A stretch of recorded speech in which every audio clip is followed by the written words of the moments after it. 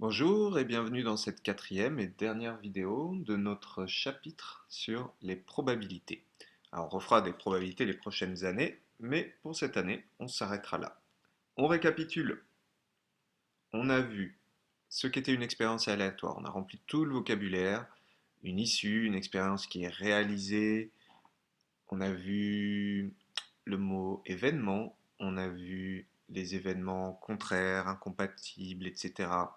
Donc, ça, c'est très important, tout ce vocabulaire-là, parce qu'après on parle avec le vocabulaire-là. Et c'est seulement qu'après qu'on a vu ce qu'était une probabilité dans une deuxième séance, et c'est assez instinctif de trouver une probabilité. En gros, ça revenait à cette situation-là, c'est le nombre d'issues qui réalisent notre événement sur le nombre d'issues total. Quand je lance à pile ou face, ben, j'ai deux issues, pile et face. Et donc la probabilité d'obtenir pile, c'est 1 sur 2, puisque pile, c'est une issue sur les deux. Voilà. Ensuite, on a vu les exemples particuliers des arbres de probabilité. On n'aurait jamais deviné par nous-mêmes, mais quand on répète une expérience plusieurs fois, il faut faire les arbres de probabilité. Et nous voici maintenant dans l'union et l'intersection d'événements. Donc, à quoi ça correspond ça? Alors peut-être que la façon la plus simple de voir, c'est de commencer par un exemple. L'exemple du lancer de dés. On reprend les événements A. J'obtiens un nombre pair. Je lance un dé une fois. A, j'obtiens un nombre pair. B, j'obtiens 2, et C, l'événement, j'obtiens un nombre supérieur ou égal à 4. Eh bien, l'intersection, c'est quoi? C'est quand on note ça A intersecté à B, pardon. Donc l'intersection, c'est avec cette notation-là. Et c'est un événement. A inter C, c'est un événement quand on a à la fois A et C qui se réalisent. Et l'union, c'est quand on a soit l'un, soit l'autre qui se réalise, ou les deux. Donc le plus simple, c'est de voir ça avec l'exemple. A inter C. Il faut donc que A et C se réalisent. C'est quel événement où il y a A à la fois A et C qui se réalisent. Donc il faut qu'on obtienne un nombre pair et qu'on obtienne un nombre supérieur ou égal à 4. Et bien on va mettre cette phrase-là. J'obtiens un nombre pair supérieur ou égal à 4. Comme ça, on a les deux. C'est ce qu'on écrit. Donc voilà, on met le signe égal, on met des guillemets, et l'événement A inter C, intersection, A inter C, c'est j'obtiens un nombre pair supérieur ou égal à 4. B inter C, donc B c'est j'obtiens 2 et un nombre supérieur ou égal à 4. C'est bizarre ça. Bon, en fait c'est pas possible. Mais c'est quand même comme ça qu'il faudrait énoncer cet événement. Donc B inter C égale, j'ouvre les guillemets, j'obtiens 2 et un nombre supérieur ou égal à 4. Parce que vous voyez ici, intersection, il faut que les deux se réalisent. A, donc ici c'est B et C. Voyons maintenant A union B, c'est l'un ou l'autre. D'accord? Donc ici c'est j'obtiens un nombre pair ou j'obtiens 2. On met égal, les guillemets, j'obtiens un nombre pair ou j'obtiens 2. Alors quand on dit l'un ou l'autre, il peut quand même y avoir les deux. Je vous donne un autre exemple. Euh, Mettre un pantalon noir et mettre un t-shirt noir. Et bien si l'événement A c'est mettre un pantalon noir et l'événement B c'est mettre un t-shirt noir, A union B c'est mettre un pantalon noir ou un t-shirt noir, mais si on met les deux, ça marche aussi. C'est dans A union B. C'est l'un ou l'autre, mais mettre les deux, ça fonctionne aussi. C'est pas exclusif. Donc ici, c'est j'obtiens 2 ou un nombre pair. En réalité, ça peut s'écrire plus facilement en disant j'obtiens un nombre pair, puisque 2 c'est déjà un nombre pair. Donc il y a des fois des façons plus faciles de formuler ces événements A union B. Mais si on prend juste A et qu'on met le mot OU entre A et B, ça nous fait A union B. B union C, vous prenez B, vous mettez OU entre les deux, comme ici, et vous mettez C. Donc j'obtiens 2 ou un nombre supérieur ou égal à 4. Donc ça c'est possible, soit 2, soit un nombre supérieur ou égal à 4. Voilà ce que c'est B union C. Alors on continue maintenant. Alors, on va voir une propriété pour calculer ce type d'événement. Si on connaît la probabilité de l'événement A et la probabilité de l'événement B, on pourra trouver la probabilité de l'événement A union B ou la probabilité de l'événement A inter B. Donc le plus facile, ça va être de commencer avec un exemple. Donc dans notre classe de seconde ou en école européenne en S5, on va dire que dans la classe de seconde, il y a 12 filles, qu'il y a, on va dire, 5 personnes qui portent des lunettes et Combien y a-t-il de filles qui portent des lunettes? On va dire qu'il y en a 3 filles qui portent des lunettes. Euh, il faudrait qu'on précise également combien il y a de personnes dans la classe. Entre parenthèses, on va mettre, pour simplifier les calculs, 20 personnes au total. D'accord? Euh, donc, quand on a ce genre de situation, où on va avoir des unions et des intersections, on peut très souvent les représenter dans un diagramme comme ça qu'on appelle un diagramme de Venn. C'est quand il y a deux catégories de choses qui nous intéressent.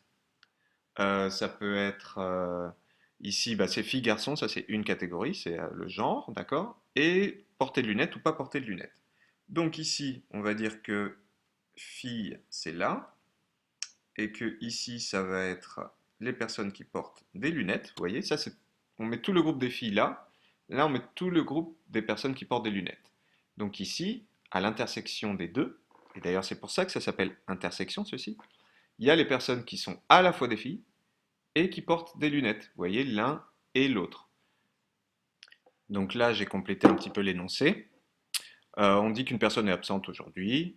F, c'est l'événement, la personne qui est absente est une fille. L, c'est la personne porte des lunettes. Donc, on ne va pas utiliser les lettres A et B comme dans la leçon, mais les événements F et L. Et on peut vous demander quelle est la probabilité de F union L. C'est-à-dire la probabilité que ce soit une fille, soit quelqu'un qui porte des lunettes. Alors, ici, c'est notre diagramme de Venn qui va nous aider à faire ça. Combien il y a de filles? On a dit qu'il y en avait 12. Donc ici, il y a 12 personnes sur 20 qui sont des filles. Ok? Combien il y a de personnes qui portent des lunettes? On a dit qu'il y en avait 5 sur 20. Voilà. Et combien il y a de personnes qui sont à la fois des filles et qui portent des lunettes? Donc combien il y a de personnes ici à l'intersection de ces deux ensembles? Eh bien, on a dit qu'il y en avait 3 sur 20. Et donc, on veut savoir la probabilité que la personne, ce soit soit une fille, soit quelqu'un qui porte des lunettes. Donc, la seule possibilité que ce soit pas, c'est que ce soit un garçon qui porte pas de lunettes. Mais si c'est une fille ou un garçon qui porte des lunettes ou une fille qui porte des lunettes, on est dans notre événement F union L. Alors, dans ces diagrammes de Venn, ils peuvent être un petit peu complétés avec un grand ici ensemble. Voyons si ça va fonctionner ici. Voilà. Un grand ensemble dans lequel on va mettre tous les élèves de la classe. Puisque ici, on a, si on récapitule, les filles. Là, les personnes qui portent des lunettes. Là, on a les filles qui portent des lunettes. Donc, où sont les garçons là dans cette ovale-là? Eh bien, les garçons, c'est ce qui n'est pas fille, donc c'est tout ce qui est en dehors de cette ovale-là. Donc, tout partout ici, c'est les garçons. Les personnes qui ne portent pas de lunettes, eh bien, c'est tout sauf cette ovale-là. Donc là, vous avez toutes les personnes qui ne portent pas de lunettes. Et la classe en entier, c'est le grand ovale qui fait tout le tour. Et dans ce grand ovale, il y a 20 personnes sur 20. Vous êtes sûr d'être dans ce grand ovale. Vous êtes là, 20 sur 20. Ok. Donc, quelle est la probabilité que on soit en réalité dans F union L? F union L, c'est quoi? Regardez ici, c'est tout ça, F union L. C'est soit vous êtes dans F, soit dans L, donc c'est tout ça. Et vous pouvez également être dans les deux. Bon, eh bien, il faut rajouter le nombre de filles au nombre de personnes qui portent des lunettes. Ça fait 17. Mais quand on fait ça, ces trois personnes, on les a rajoutées deux fois.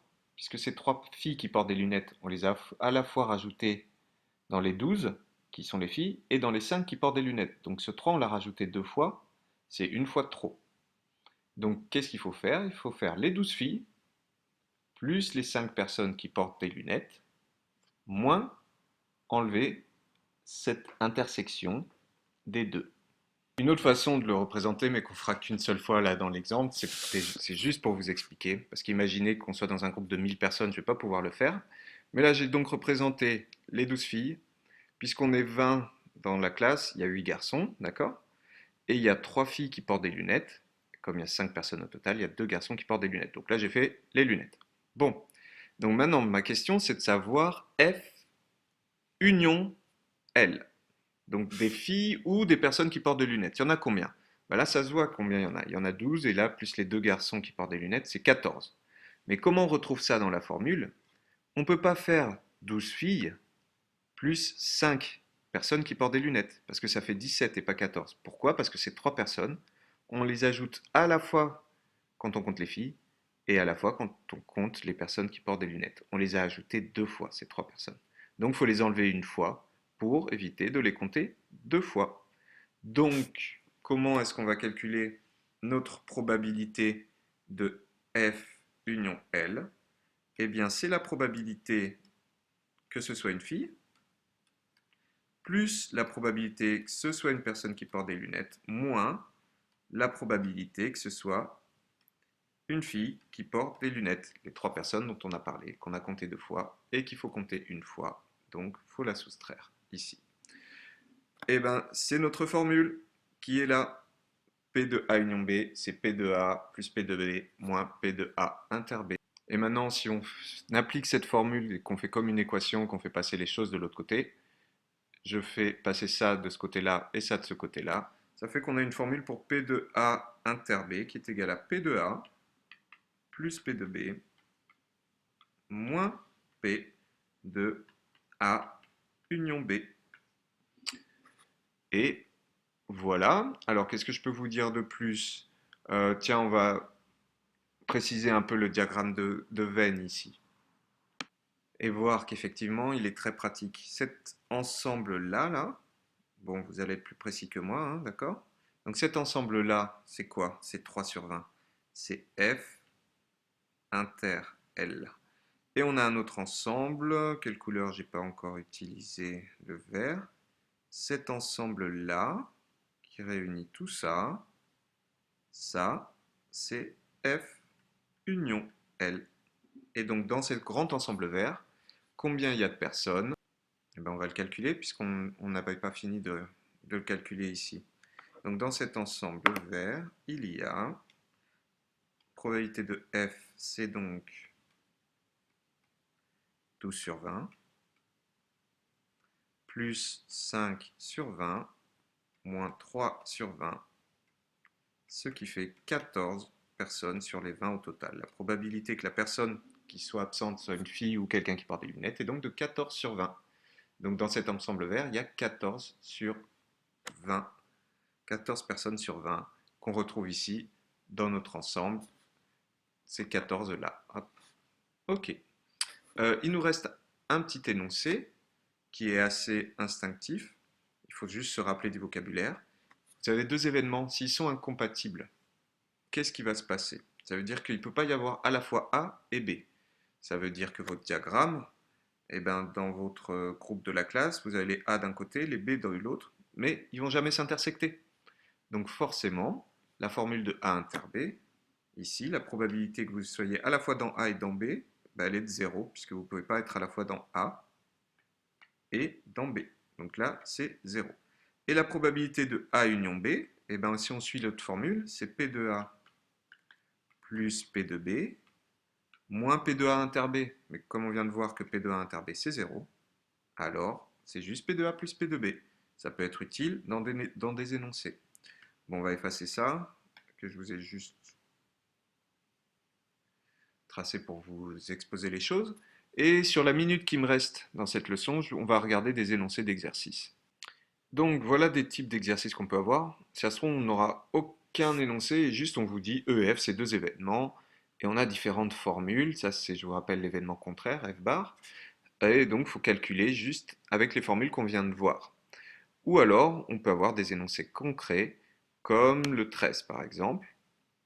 Une classe de seconde comporte 33 élèves, 15 pratiquent le handball, 8 le tennis et 17 ni l'un ni l'autre.